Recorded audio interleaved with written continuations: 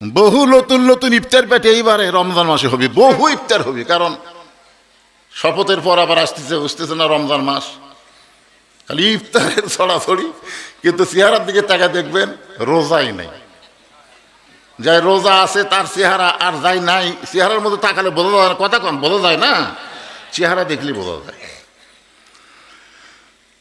ইয়া আইয়ুহাল্লাযীনা আমানু, আল্লাহ বলতেছেন আমাকে যারা বিশ্বাস স্থাপন করেছো, কুতিবা আলাইকুমুস সিয়াম, রমজান মাসের রোজা তোমাদের জন্য লিখিত হয়ে গেছে, মানে ফরজ করে দেওয়া হয়েছে। সিয়াম, সিয়াম, আমরা সিয়ামকেই রমজান বলি। আমাদের বাংলাদেশে কিছু ফার্সি শব্দ দিয়ে আমরা আরবিটাই বুঝবার পারি, যেরকম নামাজ। নামাজ কিন্তু কোরআন হাদিসের কোনো জায়গাতেই নাই। নামাজ আছে নাই, কিন্তু আমরা কোরআনে পাই সলাৎ, সলাৎ মানে নামাজ। আমরা বলি বেহেশত, বেহেশত কোরআন হাদিসের কোনো জায়গাত নেই। জান্নাত আছে। আমরা বলি দোজক, বলি না, এই দোজক কিন্তু কোরআন হাদিসের কোনো জায়গায় নাই, আছে জাহান্নাম। তো এই যে রোজা, রোজা, এই রোজা বলি না আমরা রোজার মাস, আসলে রোজা কিন্তু কোরআন হাদিসের কোনো জায়গায় নাই, আছে রমজান সিয়াম, রমজান সিয়াম। এখানে আল্লাহ বলতেছেন কুতিবা আলাইকুমুস সিয়াম কামা কুতিবা আলাল্লাযীনা মিন ক্বাবলিকুম, মানে তোমাদের আগেও যারা ছিল তাদের উপরে রোজা ফরজ ছিল, তবে এভাবে মাস ছিল না, এক মাস ছিল না। লাআল্লাকুম তাত্তাকুন, এটাই হলো মারাত্মক সাবজেক্ট। এই যে আশা করা যায় এই রোজার মাধ্যমেই, রমজানের মাধ্যমেই, সিয়ামের মাধ্যমেই, সিয়াম সাধনার মাধ্যমেই তোমরা মুত্তাকি হয়ে যাবে। বলেন সুবহানাল্লাহ। মুত্তাকি যদি আমরা হই, এখন আল্লাহ কোরআনের প্রথমে কি বলতেছেন, যালিকাল কিতাবু লা রাইবা ফীহি হুদাল লিল মুত্তাকিন। ওখানে কি বলতেছে, রোজার আয়াতের মধ্যে লাআল্লাকুম তাত্তাকুন, আশা করা যায় তোমরা মুত্তাকি হয়ে যাবে। আর এখানে কোরআনের প্রথমেই বলতেছে কোরআন থেকে যদি তোমরা হেদায়েত নিতে চাও, যে কোরআনের মধ্যে কোনোই সন্দেহ নাই, এই কোরআন থেকে যদি তোমরা হেদায়েত নিতে চাও তাহলে তোমাদেরকে মুত্তাকি হওয়া লাগবে। ধরে কোন কি হওয়া লাগবে? রোজা থাকলে মানুষ কি হয়? মুত্তাকি হয়। আমার কথাটা একটু বুঝবেন। রমজান মাস সামনে, রোজা থাকলে মানুষ কি হয়? মুত্তাকি হয়। আশা করা যায় লাআল্লাকুম তাত্তাকুন, আশা করা যায় তোমরা মুত্তাকি হবেই। বলেন সুবহানাল্লাহ। আর কোরআন থেকে হেদায়েত নিতে গেলে আল্লাহ বলতেছেন হুদাল্লিল মুত্তাকিন। আবার এই মুত্তাকি সম্পর্কে আল্লাহ অন্য জায়গায় বললেন, ইয়া আইয়ুহাল্লাযীনা আমানু তাকুল্লাহা হাক্কা তুকাতিহি ওয়া লা তামুতুন্না ইল্লা ওয়া আনতুম মুসলিমুন।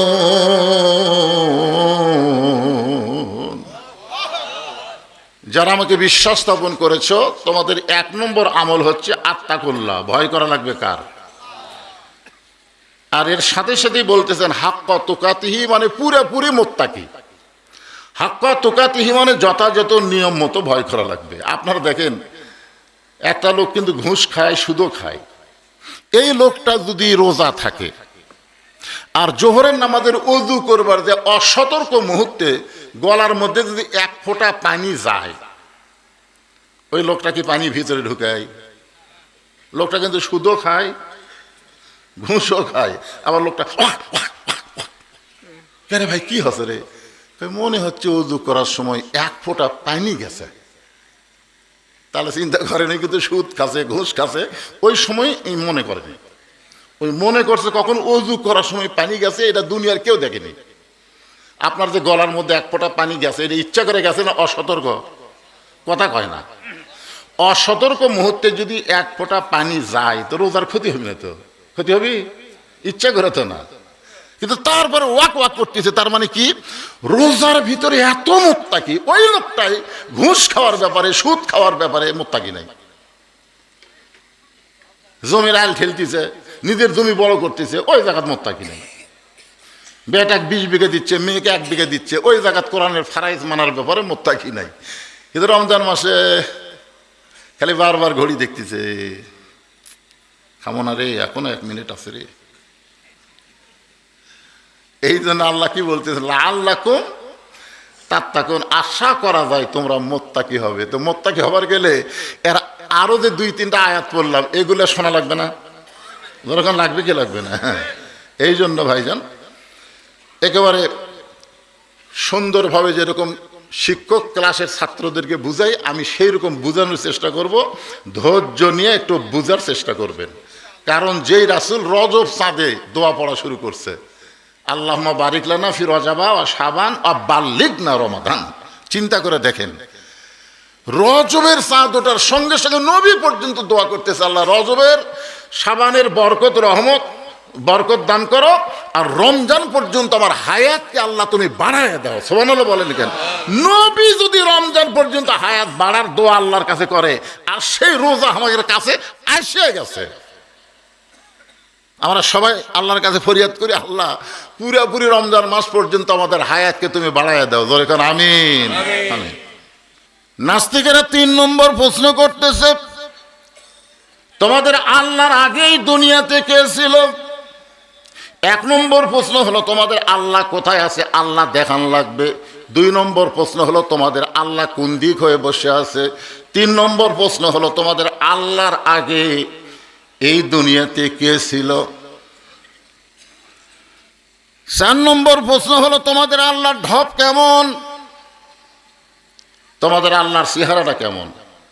আমরা আল্লাহ তো দেখিনি, না দেখে আমরা আল্লাহর পাগল। এই কোরআনের মাহফিল আইছি, জোরে কারণ সুবহানাল্লাহ। আমি একটা হাদিসে দেখলাম যে আমাদের জন্য জান্নাত পাওয়া কত সহজ। দেখেন, যেই ব্যক্তি নামাজ পড়তে পড়তে এভাবে আঙ্গুল তোলে না, তোলেন না আপনারা? কখন তোলেন? আশহাদু আল্লা ইলাহা ইল্লাল্লাহ, এই আঙ্গুল তোলা মাত্রই ফেরেশতারা আল্লাহ বলে, আল্লাহ এরা যে নামাজ পড়তে পড়তে আত্মাহিয়াতের মধ্যে আঙ্গুল তুললো, এটা কি জন্যে? আল্লাহ বলতে তারা সাক্ষী দিল আশহাদু আল্লা ইলাহা ইল্লাল্লাহ। ফেরেশতারা বলতেছে, আল্লাহ এরা কি আপনাকে দেখছে? তো কিছু দেখেনি তো, তো না দেখে আপনাকে এরা কেমনে সাক্ষী দেয়? আল্লাহ বলে, যারা আমাকে না দেখে সাক্ষী দিল, এদেরকে আমি আল্লাহ বিনা হিসাবে জান্নাত দিয়ে দিলাম। খালি একটা আঙ্গুল তোলা, এইটা কিন্তু সব জায়গায় তুললে হবে না, নামাজের মধ্যে আত্মাহিয়াতুর যা তোলা লাগবে। আপনি এইরকম 1000 বার তোলেন, কেমন হবে?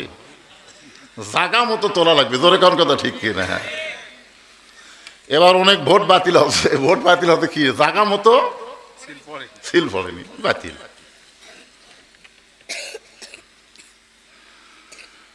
5 নম্বর প্রশ্ন হলো, তোমরা যে নবীর মহব্বতে নবীর প্রতি দরুদ পড়ো, তোমাদের নবী লাইলাতুল মেরাজে আল্লাহর আরশে গেল, আসমানের কোন দরজা দিয়ে নবী আল্লাহর কাছে গেল? দরজা দেখান লাগবে। 1300 বছর আগে মুসলমানদেরকে লক্ষ্য করে নাস্তিকেরা এইরকম প্রশ্ন করলো। এখন যারা দুর্বল মুসলমান তারা বলতেছে এই প্রশ্নের উত্তর দেওয়ার কোনো শক্তি মুসলমানের নাই। কিন্তু যাদের কাছে আল্লাহর কোরআন আছে, আপনার বলেন তো প্রত্যেকটা প্রশ্নের উত্তর আছে না নাই? কোরআন খালি শুনলে হবে না ভাইজান। এই রমজান মাসের এত দাম কি জন্যে? রমজান মাসে আল্লাহ কোরআন নাজিল করেছে, শুধু কোরআন নাজিল করার কারণে রমজান মাসের দাম যদি বেশি হয়, যেই রাত্রে কোরআন নাজিল করেছে সেই রাত যদি 1000 মাসের চাইতেও বেশি হয়, সেই কোরআনকে যদি আমরা গ্রহণ করি তাহলে আমাদের দাম কত হবে, এটা বাংলার মুসলমান এখনো বুঝলো না। বহু বুঝালাম কিন্তু কাম হলো না, ওই যা আসলো তাই। ভোট না, ভোট কি করে? ভোট আছে। আল্লাহ, আজকে আমি সেই রমজান মাসকে সামনে নিয়ে, তো আপনাদের রমজান আগে এলাকায় কোনো মাহফিল হবে? আজকে শেষ মাহফিল। এই জন্য রমজানকে সামনে নিয়ে আলোচনা। অবশ্য যে কয়টা প্রশ্ন নাস্তিকেরা করছে এরও উত্তর কোরআন থেকে দেওয়া হবে ইনশাআল্লাহ। কারণ আমাদের বিশ্বাসের ভিত্তি মজবুত বাড়ানোর দরকার আছে না নাই? দরকার আছে না নাই? তা আল্লাহ বলতেছি, জিবরাইল দেখবা না যখন, তাহলে জান্নাত থেকে বের হোক। তো তোমার তো থাকার জন্য আমি জান্নাত বানাইনি, দেখবার চাইছে, তোমার দেখাটা আমি কবুল করছি। তো 1 বছর দেখা যখন এক আনা দেখলে আর দেখবে কয় না, তাহলে বের হোক। জিবরাইল বলতেছে আল্লাহ জান্নাত থেকে তো বের হবই, কারণ এটা তো আমার থাকার জায়গাই না। কিন্তু বের হওয়ার আগে আপনাকে একটা প্রশ্ন করব, যাদের জন্য আপনি এই জান্নাত বানাইছেন, যে বান্দা বান্দির জন্য জান্নাত বানাইছেন, এরা কোনো দিন জান্নাত দেখে শেষ করতে পারবে না। খামাখা এত বড় জান্নাত বানিয়ে লাভ কি? জিবরাইল কাক বলতেছে? আল্লাহ বলতেছে আমি আলোর চাইতেও কোটি কোটি গুণ বেশি গতি নিয়ে এক বছরে দেখলাম কয় আনা, তাহলে 16 আনা জান্নাত দেখবে আপনার বান্দাবান্দিরা। আমার মনে হয় কোনোদিনও এটা দেখে শেষ করে পারবে না। খামাখা এত বড় সুবহানাল্লাহর গাছের কি দরকার? না না, সুবহানাল্লাহ গাছ যে এত বড় হবে অনেকে চিন্তা করে, তাহলে এতবার জীবনে সুবহানাল্লাহ বললাম, এত গাছ হচ্ছে, গাছগুলো আটটিছে কোন জায়গা? এরকম একটা মনের মধ্যে ইয়া হয় না, চিন্তা হয় না? আল্লাহ বললেন জিবরাইল, আমি যেই বান্দা বান্দির জন্য জান্নাত বানাইছি, এই জান্নাত তারা কেমনে দেখবে? যদি জানবার চাও, আগামী জুমার দিনে জুমার আজান শোনার পরে যেই মুসল্লি মসজিদের মধ্যে সর্বপ্রথম প্রবেশ করবে, তাকে জিজ্ঞাসা করলেই জানতে পারবে এত বড় জান্নাত তারা কেমনে দেখবে। ওয়াজটা খেয়াল থবেন। আগামী, আল্লাহ বলতেছেন জিবরাইলকে, আগামী জুমার দিনে মুয়াজ্জিন বেলাল আজান দেওয়ার পরে যেই মুসল্লি সবার আগে মসজিদে ঢুকবে, তাকে তুমি জিজ্ঞাসা করবে, জিজ্ঞাসা করলে উত্তর পেয়ে যাবে এত বড় জান্নাত আমার বান্দা বান্দিরা পুরাপুরি কেমনে দেখবে। ধরে কেন সুবহানাল্লাহ। এখন আসেন আয়াতের শাব্দিক অর্থ বলি। আল্লাহ বলতেছেন, ইয়া আইয়ুহাল্লাযীনা আমানু, যারা আমাকে বিশ্বাস স্থাপন করেছো। ও তার আগে আমার সম্মানিত মায়েরাও কিছু এসেছে পর্দার অন্তরালে, আমি তাদেরকে শুভেচ্ছা স্বাগতম জানায়া এই মুহূর্তে আরেকবার জিজ্ঞাসা করতেছি, ভোটের আগে আর ভোটের পরে আপনার কেমন আছেন? খুব একটা জোরে হচ্ছে না। আলহামদুলিল্লাহ রব্বিল আলামিন।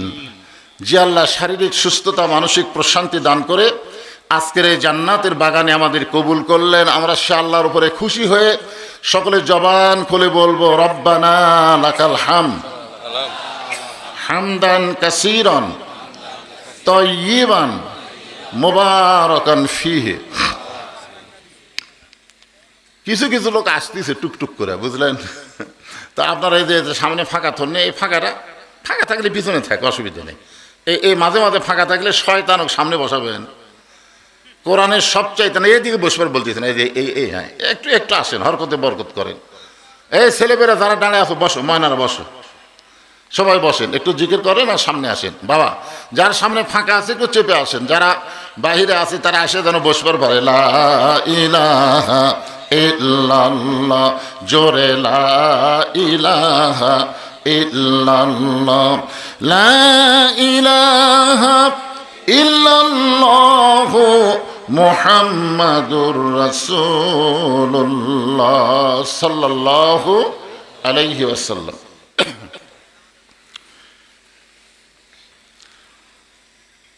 এখন আসেন, কোরআনের হাদিসের বর্ণিত আমাদের জন্য 5টি বুনিয়াদ আছে। 5টি বুনিয়াদ ইসলামে খামসেন, 5টা ভিত্তির উপরে ইসলাম দাঁড়িয়ে আছে। যেটা এখন কয়টা? 5টা কলম মনে করেন।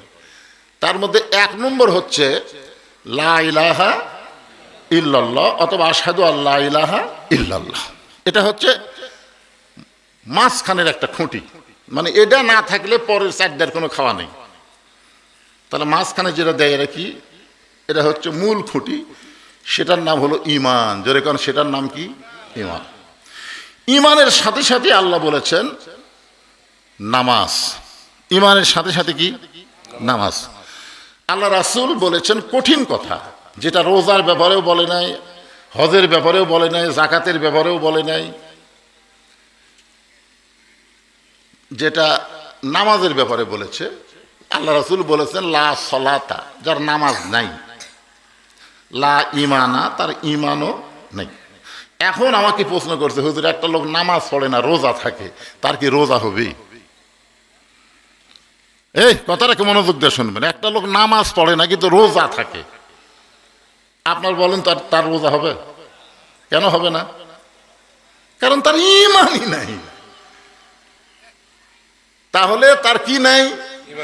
ঈমানই নাই। কারণ যেখানে রাসূল বুখারী শরীফের হাদিসে বলেছেন বাইনাল আবদি ওয়াল কুফরি তরকুস সালাত, বান্দা আর কাফেরের মধ্যে পৃথক করার জিনিসটার নামই হলো নামাজ।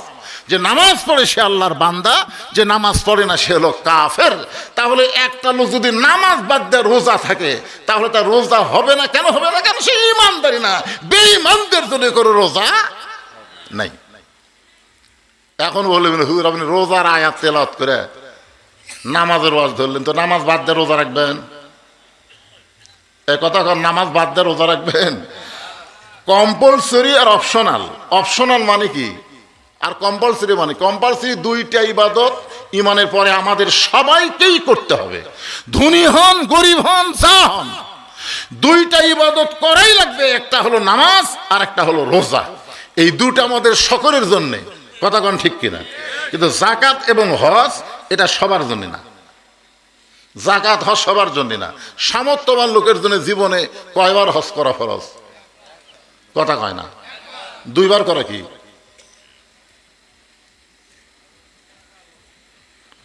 না না না না, আপনারা তো কোনোদিনও প্রশ্ন করেন না। হুজুর এক লোক এক বক্তা গল্প করতেছে, আমি এ পর্যন্ত 19 বার বড় হজ করছি, 19 বার। সোতার কয় সুবহানাল্লাহ।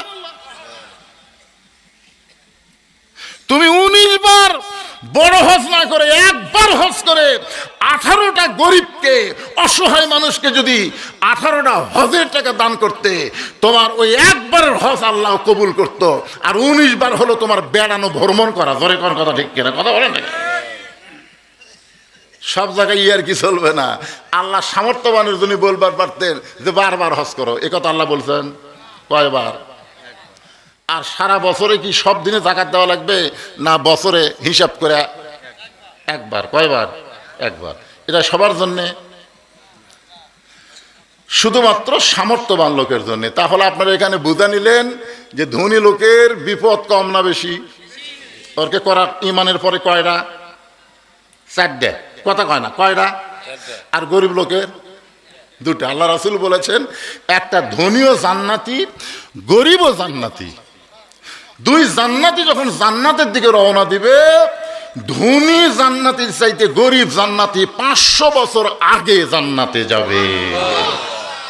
এই হাদিস শোনা বলেন তো কোনটা ভালো? ধনী হওয়া ভালো না গরিব হওয়া ভালো?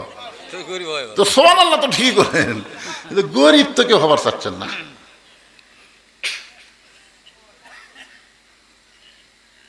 পাঁচশো বছর কি মনে করছেন? এতই ঢিলে হবে ধনীরা, বুঝলেন? হাঁটবি লোড আর গরিব চো করে জান্নাতে চলে যাবে। সুবহানাল্লাহ কর না কেন? আল্লাহ রাসূল একদিন একটা কাঁসা বলে লোহার একটা পাত রোদের মধ্যে রেখে বললেন, এ সাহাবীরা আজকে তোমাকে হিসাব হবে। তো সাহাবীরা সিয়ার মধ্যে বসে আছে। তা আল্লাহ রাসূল বললেন, ওসমান ওই লোহার পাতের উপর যায় তুমি আজকে সকাল থেকে দুপুর পর্যন্ত কি করছো হিসাব দাও। ওসমান গনি যায় সকাল থেকে দুপুর না 8 ঘন্টার মধ্যে কি করছে, মানে সম্পদের হিসাব নিকাশ গেলে করতে করতে হুজুর আমার পায়ের গোড়া পুড়ে গেল। রাসূল কয় নামে যাও। ওমর যাও। ওমর যায় 10-15 মিনিট হিসাব দেখে হুজুর আমার পায়ের তাউলে পুড়ে যাচ্ছে, কেন নামে যাও। আবু বকরকে গিয়ে বলতে হিসাব দাও। আবু বকর বলতেছে এই করতে করতে 1-8 ঘন্টা পরে বলতেছে হুজুর আমি থাকা পারতেছি না, আর পায়ের গোড়া পুড়ে যাচ্ছে। আল্লাহ রাসূল নামে যাও। আল্লাহ আলী বলেন, আলী তুমি তো হিসাব দাও। কর আমার খাওয়াও নাই হিসাবও নাই। আল্লাহ রাসূল কয় নামো। কেন আমার হিসাব নেবেন না? আমার খাওয়াও নাই হিসাবও নাই। আরে নামো, খাওয়াও নাই হিসাবও নাই। আল্লাহ রাসূল বললেন, এখন বলো তো তোমাদের 4 জনের মধ্যে উত্তম কে? সমস্ত সাহাবীরা চিল্লায় বললেন, আলীর চাইতে উত্তম কেউ নাই। আল্লাহ রাসূল বলেছেন, আমি গরিব থাকতে ভালোবাসতাম, আমি গরিবের সঙ্গে হাসরের ময়দানে দাঁড়াতে চাই। জোরে কোন সুবহানাল্লাহ। আবার এই ভোটের আগে দেখবেন একটা নেতাও কয় না ধনীকের বন্ধু, সব নেতায় মাইকিং করতেছে গরিবের বন্ধু। মানে যে দিকে যাবেন সেই দিকে গরিব জিতে আছে। কথা কন না কেন? এই ফ্যামিলি কার্ড কন আর যে কাটি কন, এই কার্ডকে আমাকে দিবি? সব খালি গরিবের দিকে তাকে আছে, আল্লাহ তাকে আছে। সুবহানাল্লাহ, সুবহানাল্লাহ। এই জন্য আল্লাহ কোরআনে বলেন আল্লাহু গানিয়ুন ওয়া আনতুমুল ফুকারা। তোমরা যতই ধনী হওয়ার চেষ্টা করো, তোমরা মূলত ধনী না। আমার কিছু সম্পদ আমি তোমাদেরকে দিয়ে পরীক্ষা করি, লিয়াবলুয়াকুম আইয়ুকুম আহসানু আমালা। সমস্ত সম্পদের মালিককে আনতুমুল ফুকার, আমরা সবাই হলাম ফকির ভাই। এই ফকিরকে আল্লাহ দিছে, ফকির এখন লিয়া কছে দেব না, ফকির পাইয়া কছে এটা এটা আমার। আসলে মালিককে একটু মনোযোগ দিয়ে শুনবেন। যত ইবাদত করেন, এক নম্বর ইবাদতের নাম হলো নামাজ। যে নামাজ না থাকলে কোন ইবাদত আল্লাহর দরবারে কবুল হবে না। আল্লাহ রাসূল একটা কঠিন হাদিস বলেছেন, মান তারাকা সালাতু মুতাম্মিদান ফাকাত কাফারা। কত বড় কঠিন হাদিস! এই যুবকেরা, ইচ্ছা করে এক ওয়াক্ত নামাজ যারা বাদ দিল, এরা আল্লাহর সঙ্গে নিঃসন্দেহে কুফরি করলো। তো যারা মনে করেন এশার নামাজ না পড়া ওয়াজ শুনতেছেন, মনে করেন আপনারা ফজর পর্যন্ত বেঁচে থাকবেন, এ গ্যারান্টি দেন তো? আমাকে এলাকার এক পরিবারক যায়, পরিবারের মুরব্বী বলেছে যে আপনার এই সব পরিবারে যে কয়টা ভোট আছে, এই সব ভোট আপনি কত নেবেন? তো এখন বলতেছে ভাই আপনি কত দিবেন? তো যাই হোক, ঘটনাক্রমে 10,000 টাকা দিছে মুরব্বী। ভোটের 4-5 দিন আগে যা দিছে, এই মুরব্বী ভোটের 2 দিন আগে মরিছে। কিন্তু তোর বেটাগুলো বেঁচে আছে, সব বেঁচে আছে, কিন্তু মুরব্বী মরিছে। যাই টাকা যার হাতে বুঝে দিছে উই মরিছে। কামটা কি খুবই ভালো করছে? তাহলে চিন্তা করেন যে ভোটের টাকা হাতত লিয়া ভোটত যাবারই পারলো না রে। আর এশার নামাজ না পড়ে যারা বসে আছেন, আপনারা বাড়ির যাবার পারবেন সে গ্যারান্টি দেওয়া একটা লোক খাড়া হন তো।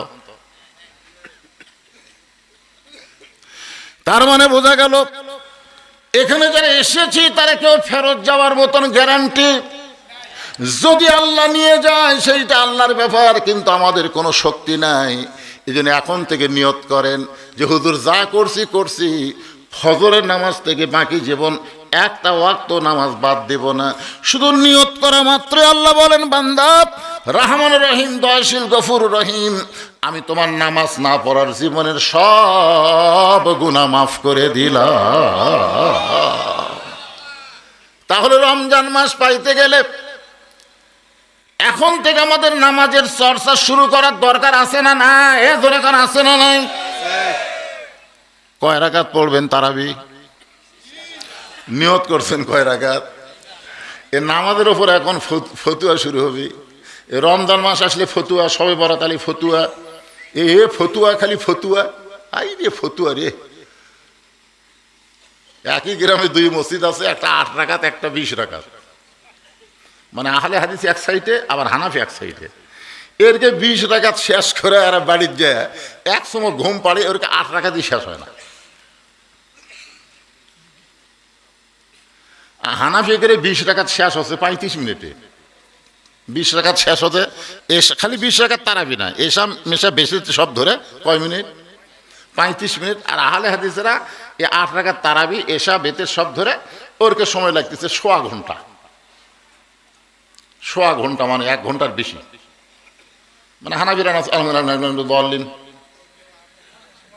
মানে এত জোরে সূরা ফাতিহা পড়িছে যে 2 কান্দের 2 ফেরেশতা বলতেছে আল্লাহ আমরা তো আর কান্দত বসে আছি, কিন্তু এই যে বড় বড় করে কি কইলো আমি তো বুঝবারই পারলাম না, লেখমুখী।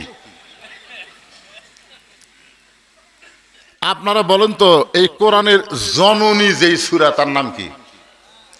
কথা কয় না রে বারে। আজ ওয়াজ হচ্ছে না, আজকে আপনাকে বুঝানো হচ্ছে এই কোরআনের মা হচ্ছে, কোরআনের মা হলো সূরা ফাতিহা, কোরআনের জননী। এক জায়গায় যেই বলছি কোরআনের জননী, কোরআনের মা হলো সূরা ফাতিহা, এক লোক লাভ দেটে বলতে হুজুর তাহলে কোরআনের বাপ কোন সূরা? কি রে বাবা, আমরা তো হাদিস শরীফে কোরআনের বাপ কোন সূরাটা পাইনি, খালি মাও পাচ্ছি। তো বক্তা হবার গেলে তো কিছু টেকনিক্যাল ব্রেন থাকা লাগবে। তাই আমি বললাম ভাইজান, ঈসা আলাইহিস সালামের বাপের নাম কি? তো বলতেছি ঈসা আলাইহিস সালামের তো বাপ নাই। তো বাপ ছাড়া যদি ঈসা হবার পারে, তাহলে বাপ ছাড়া কোরআন হবার পারে না? টপ করে বসে গেছে।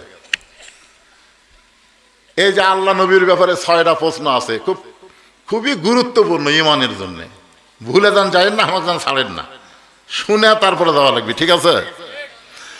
এখন এই নামাজটা, যেই নামাজের ওয়াজ করতেছি, এই নামাজ আমরা পড়বো কার জন্যে? আল্লাহ কোরআনে বলেছেন, ইন্না সলাতি ওয়া নুসুকি ওয়া মাহইয়ায়া ওয়া মামাতি লিল্লাহি রাব্বিল আলামিন। নামাজ কার জন্যে? আল্লাহর জন্যে নামাজ। এটা যেমন সত্য, কিন্তু অনেক নামাজি নামাজ পড়ে আল্লাহর জন্যে, আবার মানুষকে দেখানোর জন্যও কিন্তু নামাজ পড়ে। মানুষকে দেখানোর জন্য যদি নামাজ না থাকতো, তাহলে আল্লাহ কেন বললেন ফাওয়াইলুল লিল মুসাল্লিন? এটা আল্লাহ কেন বললেন?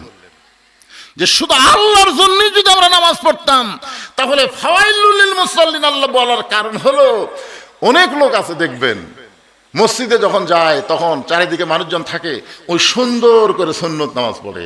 কারণ চিন্তা করে, আমি তো এটা একলা নাই, আমার আশেপাশের লোক আছে রে, ঠিক মতো রুকু সেজদা দিবার পারতেছি কিনা, এটা আবার পরে সমালোচনা করবি রে, যে কি রে ক্যাঁকা করে সেজদাত গেল, কে রুকু গেল, যাই আবার মাজা খাড়াই করলো না, টুট করে আবার মারলো। দরকার নেই, এটি বুঝে শুনে পড়ি। ওই মসজিদ থেকে ভালো করে পড়ে, কিন্তু যখন একলা একলা নামাজ পড়ে, বুঝলেন, তাহলে কোথা কোত মারে। এরকম নামাজে আছে না নাই? যেরকম আছে না নাই? মানে আল্লাহর জন্যও নামাজ পড়ে, আবার মানুষকে দেখানোর জন্যও নামাজ পড়ে। অনেক নেতার আমি দেখলাম ভোটের আগে নামাজ ধরেছে। আমার এক ওয়াজের মধ্যে আছে 2007 সালের ওয়াজ। এক নেতা আসরের নামাজ 4 বার পড়েছে। যেরকম কয়বার? যেখানে লোক দেখে সেখানে নামাজ, সেখানে নামাজ। বাবা আগে নামাজ, তারপরে কথা। নামাজ পড়ে বলে, ভাই আমি তো খেদমত করতে চাচ্ছি। আবার এক জায়গায় যে আবার নামাজ। তো সামসে বলছে, নেতা আজ কিন্তু আসর 4 বার হলো। ভোটের আগে হোক, অসুবিধা নেই, ভোটের আগে হোক। ভোটের আগে মাথায় টুপি দিবে, অনেকে ছোট ছোট দাঁড়িয়ে রাখবে, অনেকে আবার দেখবেন সহজে কপাল কালো হবে না, কপাল ঘষায় ঘষায় কালো করবে। দরকার সর্ষের তেল ব্যাটারির কালি দিয়ে কপাল কালো করবে। এইরকম বহু নামাজি সমাজের মধ্যে আছে, বাড়িতে নামাজ পড়ে না, কিন্তু শ্বশুরের বাড়িতে গিয়া জামাই নামাজ পড়ে। এরকম জামাই আছে না নাই? জোরে কেন আছে না নাই? শুধুমাত্র এরকম কথা বলতে গেলে অনেক সময় লাগবে, আমি এত বলবো না। শুধু একটা কথাই বলবো, নামাজ মানুষ আল্লাহর জন্য পড়ে, আবার মানুষকে দেখানোর জন্য পড়ে। সামর্থ্যবানের জন্য হজ করা আল্লাহ ফরজ করেছেন। হজ একমাত্র করতে হবে কার জন্যে?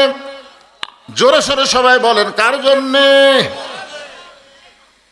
শুধুমাত্র আল্লাহর জন্য হজ করা লাগবে। কিন্তু অনেক মানুষ আছে হজ আল্লাহর জন্য করে, আবার মানুষকে দেখানোর জন্য হজ করে। এরকম হাজি আছে না নাই? আমার এলাকার হাফিজ মাদ্রাসার একটা খাম দিছে, বুঝলেন, খামের ওপরে খালি আলহাজ শব্দটা লেখেনি, মানে আলহাজ না লেখে ভুল করে দিছে। তো খাম খোলার আগে এটা কাক দিছে, বলে এটা তো আপনাকে দিলাম। তা আমি যে হজ করছি, আমার নামের আগে আলহাজ কুটি, এত লক্ষ টাকা খরচ করে হজ করলো, আর এখন মতো আলহাজ লেখার যোগ্যতা নেই মনে হয়, সিটি ফিকে ফেলে দিছে।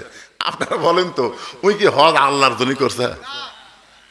চাষতলে যায়, কেউ শুনবার চাই না ওর কাছে, ওই একলাই গল্প করতেছে। এবার শয়তান পাথর মারবার যায়, যা চিপা চিপি ভাই, কেউ শুনবার চায়নি, সবাই চা খাচ্ছে কিন্তু ভুল বকতেছে। তারপরে মিনারে তাইফের ময়দান রে, মানে গল্প। 2-4 জন এসে বলতেছে, কে ভাই আপনি হজত গেছিলেন? হ্যাঁ। তাহলে আপনি বলেন তো, কেউ শুনবার চাইনি, ই নিজে নিজে গল্প করতেছে। ওই কি হজ খালি আল্লাহর জন্য করছে? মানুষকে দেখানোর জন্য হজ করেছে। হজটা যদি আল্লাহর জন্য হয়, হজ না করলেও আল্লাহ তার হজটা কবুল করে। এরকম একটা কাহিনী কিতাবের মধ্যে আছে, নাম হলো রবি ইবনে সুলাইমান। ওরা 10 জন বন্ধু মিলে হজে যাবে। প্রত্যেকটা জায়গায় দেখবেন এখন হজের একটা কাফেলা আছে, যেরকম আছে না নাই? সেই যুগের কাফেলা এরকম চোরের ব্যবসায়ী ছিল না, তারা সবাই বন্ধু বান্ধব মিলে একসঙ্গে হজে যাইতো। হজে যাওয়ার আগে হজ সবচাইতে কঠিন ইবাদত। হজ সবচাইতে কঠিন ইবাদত, কারণ এই ইবাদতের মধ্যে 2টা জিনিস লাগে, টাকাও লাগে আবার শরীরের শক্তিও লাগে। কথা কন না কেন? জাকাত দিলে কিন্তু শরীরের শক্তি লাগে না, খালি টাকা হলেই জাকাত দেওয়া যায়। নামাজ পড়তে গেলে টাকা লাগে না, খালি শরীরের শক্তি থাকলে হয়। কথা কন না কেন ভাই? রোজা করতে গেলে শরীর সুস্থ থাকলেই রোজা করা যায়, কিন্তু হজ করবার গেলে খালি শরীর সুস্থ থাকলে হবে না, তার অনেক টাকা পয়সাও খরচ হয়। সবচাইতে কঠিন হলো বিদায়ী তাওয়াফ। যখন যারা বিদায়ী তাওয়াফ করে, ওই সময় এত চাপাচাপি হয়, অত্যন্ত শক্তিশালী সুস্থ মানুষ না গেলে হজ পূর্ণাঙ্গভাবে আদায় করা যায় না। আমাদের বাংলাদেশের বুড়া মানুষেরা হজ করবার যায়, কিন্তু আমার কত হলো, যখনই হজ ফরজ হয়েছে সেই বয়সে হজ করা লাগবে, ঠিক কিনা? কিন্তু এমন সময় যায় পাথর মারবার পারতেছে না, এত ভিড়ের মধ্যে যাবো না পারে, আমার বদলে তুমি মারে আসো। কতগুলো মোয়াল্লিম টাকার লোভ দেখে, তাহলে 10 রিয়াল করে দেন, আমি মারে আসতেছি। তো একজনের পাথর আর একজনের শয়তানে মারলে কাম হবে? এই জন্যে খুব খেয়াল করবেন। অনেক দূরের এক বন্ধুর বাড়ির থেকে রবি ইবনে সুলাইমান দোয়া নিয়ে, তখন যানবাহন তেমন ছিল না, গভীর রাত্রে বাড়ির দিকে আসতেছেন, হজ করবার যাবে। দোয়া চাচ্ছেন, ভাই কঠিন ইবাদত, দোয়া করে শরীরটা যেন সুস্থ থাকে। আপনি দোয়া চাইতে পারেন। আসার সময় দেখে অন্ধকার রাতে, খুব ঘুটঘুটা অন্ধকার, তার হাতে একটা বাতি ছিল, ওই বাতি দিয়ে দেখতে পায় রাস্তার পাশে একটা মানুষ কি যেন করতেছে। একটু নিকটে গিয়ে দেখে একটা মহিলা মানুষ মরা গাধার গা থেকে গোস্ত কাইটা টোপলা বানতেছে। মরা গাধার গা থেকে গোস্ত কাইটে কাইটে সেই গোস্ত আবার কাপড়ের মধ্যে টোপলা বানতেছে। রবি ইবনে সুলাইমান চিন্তায় পড়ে গেলেন যে গাধা খাওয়া হারাম, আপনাদের ধামরহাটে কুত্তা খাওয়া শুরু হচ্ছে। আমি তো ওই মঙ্গলবাড়ি নাকি ওই দিকে আছে, আপনি কি ধামরহাট তো গেল রে, কি একটা দুর্নাম, কুত্তে একেবারে শিলা অবস্থায় ধরতে পারে। ওই বলে অনেকদিন আগে থেকে কাম করতেছে। বিপদে বলে রাসূল বলেছেন, কঠিন বিপদ, ক্ষুধা নিবারণ করে পারতেছে না।